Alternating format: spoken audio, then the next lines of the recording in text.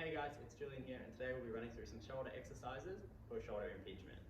What we're aiming to do here is relax some of the muscles and also improve some of the strength around our supporting musculature for our shoulder joint. What we'll be starting first off is with a nice stretching exercise. What we can do is coming up against sort of a wall with a weight no more than 1 kilo, so 500 grams to 1 kilo ideally, with a split leg stance and supporting ourselves with the wall. We just let the weight hold our shoulder joint using gravity towards the ground. We aren't really doing any movement here, we're just letting sort of the weight drag us. And we can just bring it forwards and backwards, side to side, and drawing circles. This is aiming to increase some of the joint space within our shoulder joint. Our next exercise will be another stretch, where we'll be trying to stretch the front of our chest. Again, against a door, or particularly against a wall or in a door frame, we'll be trying to stretch the muscles at the front of our chest. With our arm at 90 degrees and our elbow also at 90 degrees, placing against the wall or door frame, we can take another split stance, maintaining that 90 degrees, and drawing with our hips. We can draw forward, and we should start to feel a stretch at the front of our chest. If we do this stretch in a door frame, we can do both at the same time, and we should feel more of a stretch through more of the muscle fibers. Our next exercise is called spider crawls or finger walks, where we're next to the wall and we're using our fingers to try and get to the top of our range of motion. From this position, at about arm's length from the wall, maybe a little bit closer, we can just start to walk up and walk down. And walk up and walk down. Last one, as high as we can, and really just looking for reach through there. Our next exercise will be with a wooden dowel. At home, you can use a broomstick. What we're essentially doing here is we have one hand as our driver and one hand as our passenger. If we're going to be working on our right shoulder, we'll grasp over the dowel or broom lower down with our left hand and a bit higher on our right hand. Now, all the movements come from our back hand. What we're doing here is we're bringing it up forwards, and with our right hand, we're just holding on, coming for the ride. Again, another range of motion exercise. Coming up. Also, we can take a step to the side and do the same sort of movement, but coming in this sort of plane, with our back hand again driving that motion. And down. And up. And down. Beautiful. Our next few exercises will be based on the floor. This particular one is cat camels, an osteopathic favorite. What we're doing here is taking up a 4-point stance on the floor, where our knees are underneath our hips and our wrists are underneath our shoulders. From this particular position, we can imagine that there is a dowel through our rib cage and then a piece of string pulling on that dowel, where we draw up through towards the string as it comes up. As the string is pushed back in, we can bend through our spine. Coming back up again, imagining that string is being pulled and coming through the opposite motion. To make this exercise more applicable for the upper spine, we can come onto our elbows. From this position now, same sort of thing, that string is pulling up through our rib cage, and then we can come back down.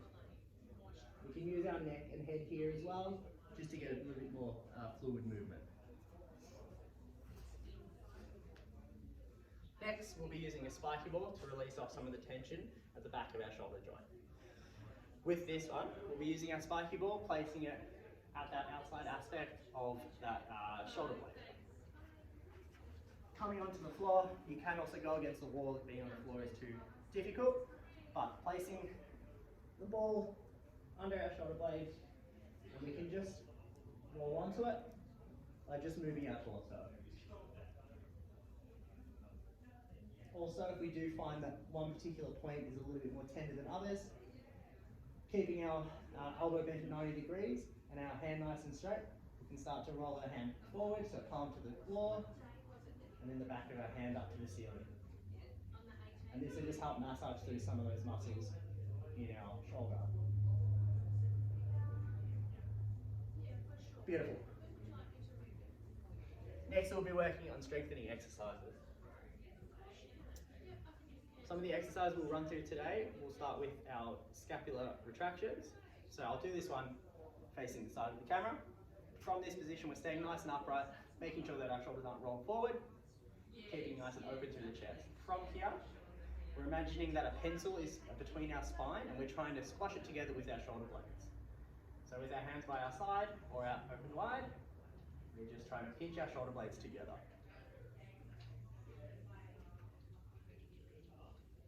We're really feeling it through the middle of our back, just between our shoulder blades.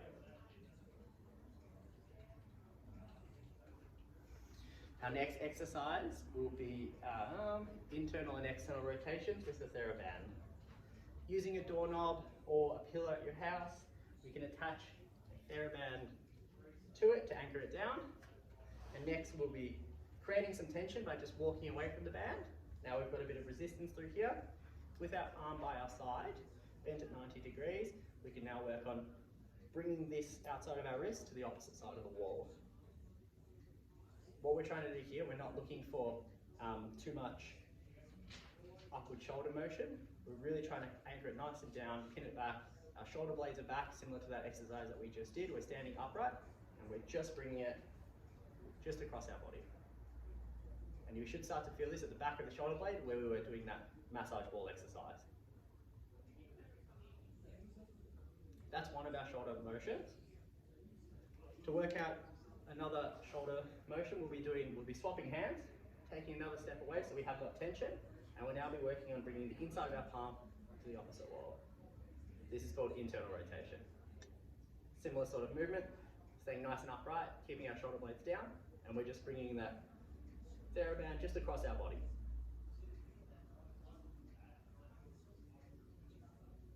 Beautiful. Another exercise now, we'll be focusing on our overhead press, where we'll be kneeling down onto a free TheraBand. Kneeling down creates an anchoring point for us to lift off and create resistance. So with our arms by our side, we will start to bring it up, our arms up to 90 degrees, bend through our elbows, and now from here, we can keep it nice and upright, shoulder blades back, and we're just pressing through. Coming back down, maintaining that nice posture, 90 degrees, and pushing through, and back down.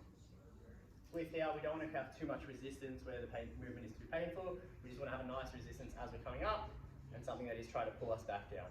As we're coming down, we're not trying to let the band pull us down too hard. We're almost fighting against it, just to come down nice and evenly. And then back up, like so. Next, we'll move on to rows. Similar to our scap retractions, we'll be keeping our shoulder blades nice and in. Again, using our TheraBand, potentially around our doorknob or a pole. In that kneeling position once again. And from here, we're keeping a lot of resistance through the band, nice and upright, shoulder blades back, and we're just drawing forward. What we're trying to do here again is imagine that pencil is in the middle of our shoulder blades and we're trying to squeeze it together and coming forward. And squeeze it together and coming forward. We're not going all the way forward, we're still keeping nice and upright, still keeping tension in the band, and we're coming back. Beautiful. From this position as well, our final exercise will be a similar one, but they're called face pulls.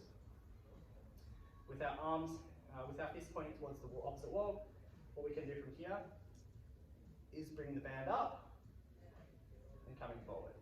Again, trying to squeeze through our shoulder blades, pulling it back. Again, here we're focusing on not letting the band pull us, we're controlling the band as we come back to the starting position.